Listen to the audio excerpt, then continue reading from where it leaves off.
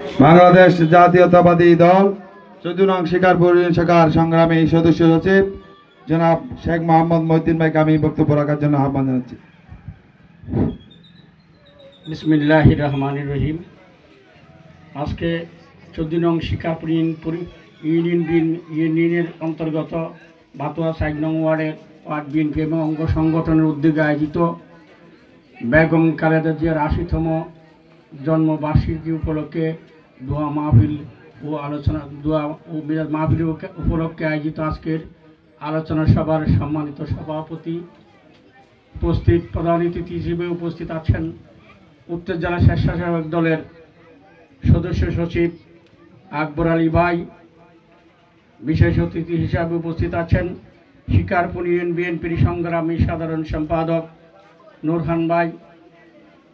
বিশেষ অতিথি হিসেবে আরও উপস্থিত আছেন বিএনপি যুবদল ছাত্র দলের নেতৃবৃন্দ। আসসালামু আলাইকুম। আজকের এই দোয়া মাহফিল উপলক্ষে আয়োজিত আজকের এই সভায় আমরা বেগম খালেদা জিয়ার ৮০তম জন্মবার্ষিকী পালন করতে যাচ্ছি। উনি অনেক নির্যাতন জুলুম সহ্য করার পরেও স্বৈরাচারী সরকারের কাছে মাথা নত করে নাই। তিনি আকস্মিক নেত্রী হিসেবে উপাধি পেয়েছেন এবং আকস্মিকভাবে এগিয়ে গেছেন।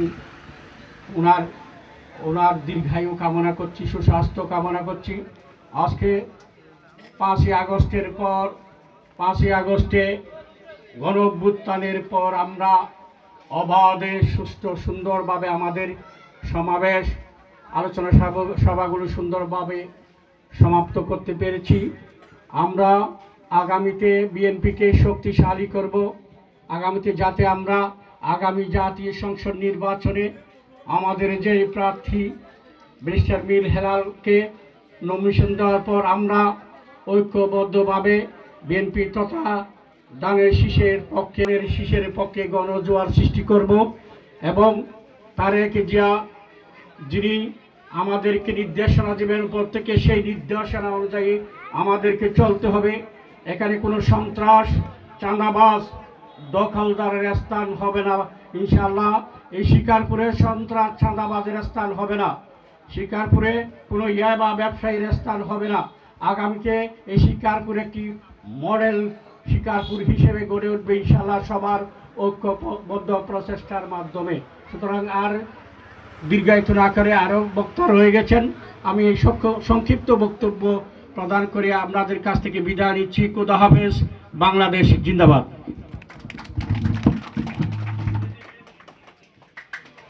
ধন্যবাদ মহিউদ্দিন ভাই।